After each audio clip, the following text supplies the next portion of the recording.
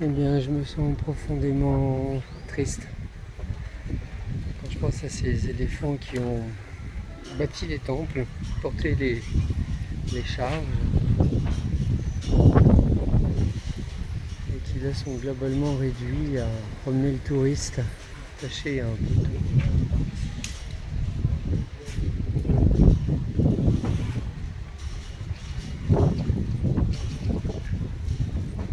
Oui,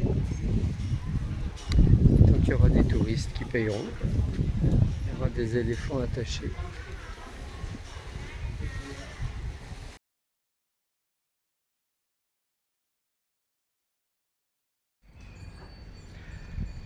Après avoir renoncé à la visite au marché flottant, voilà, alors que c'est le touriste le produit, je continue la route et je suis tombé sur ce temple très original en fait. Il y a un temple ancien qui est bâti sur des fondations d'un autre temple. Et là je commence par le fond, en fait, par l'ouest, avec ce bâtiment qui est le bâtiment d'ordination, le bâtiment des prières. On retrouve le même dispositif pour concentrer les énergies. Apparemment là c'est pas très bien orienté, mais ça a le mérite d'exister.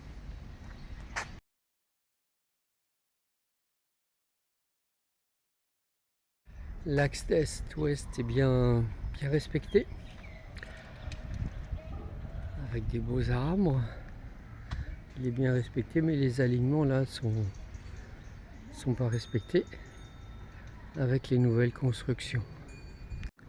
Que des entrées latérales, et le bâtiment est soutenu par ce grand stupa, voilà, qui lui est honoré. Ici un autre bâtiment plus ancien, donc les énergies viennent de l'est et s'amplifient, tout au moins sont censées s'amplifier.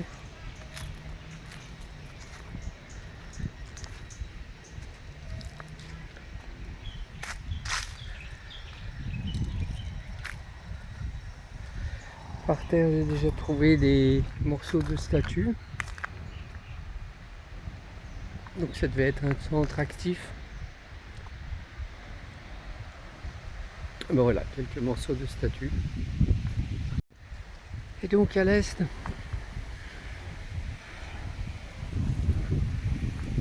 une allée qui nous donne sur un Bouddha très moderne. Et qui ensuite nous donne accès à ce temple dont l'accès n'est pas interdit.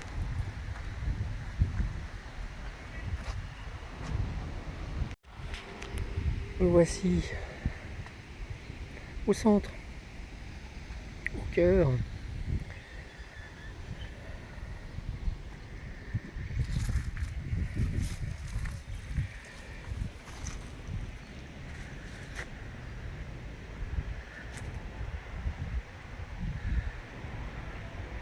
Le stupa renvoie une partie des énergies de l'est vers l'est et amplifie une partie des énergies à l'intérieur du lieu d'enseignement.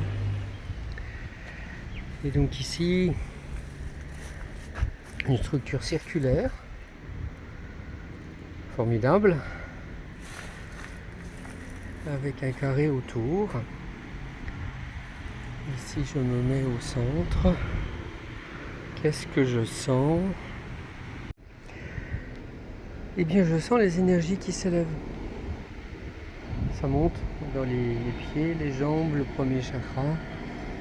Ça monte un peu le long de la colonne. Ça vient travailler à l'arrière de la tête, au niveau du coronal. Il y a quelque chose qui s'élève effectivement, qui se densifie au niveau spirituel. Je reçois de la lumière au niveau du coronal. Quelque chose qui a envie de rayonner au niveau du chakra du cœur et du plexus solaire. Voilà, généralement les bouddhistes n'ont pas des humains mais des statues, de façon à ce que la statue rayonne de certaines qualités. Et donc la statue devient plus importante que l'humain. Ah bah là un peu plus loin je vois un autre stupa. Je vais peut-être y avoir accès avec mon vélo. Mais là c'est dense, c'est chouette, c'est sympa. Malgré le fait que ce soit abandonné. J'aime beaucoup. Très bon, magnifique.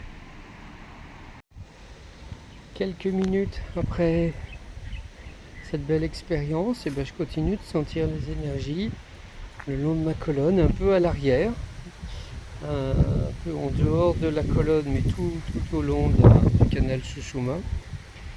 Et je continue à sentir les effets. Donc ça, c'est un petit lieu hors circuit touristique très intéressant. De sentir cette élévation perdurer.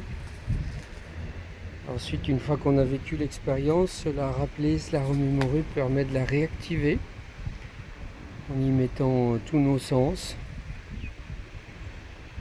Le vent, le bruit, les énergies, le silence, la présence, les émotions, les odeurs. Et comme ça, on peut, je dirais, voyager dans l'espace-temps, en tous les cas au moins celui qu'on a connu, pour commencer. Un lieu intéressant parce que peu touristique. On a accès à l'élément principal du lieu. Il n'y a pas beaucoup de monde. On est tranquille, on peut prendre son temps. Voilà, ça c'est un petit lieu sympa à voir. Sur la gauche, en continuant la route après le marché flottant. Alors j'ai trouvé la porte latérale ouverte, j'ai réveillé le moine qui garde le lieu. Très serein, très apaisé. J'aime bien, oui. Là, sont les courants telluriques.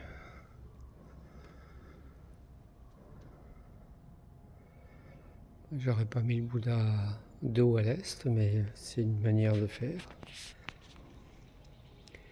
Et il y a un Bouddha vert, protégé par les Nagas. Voilà.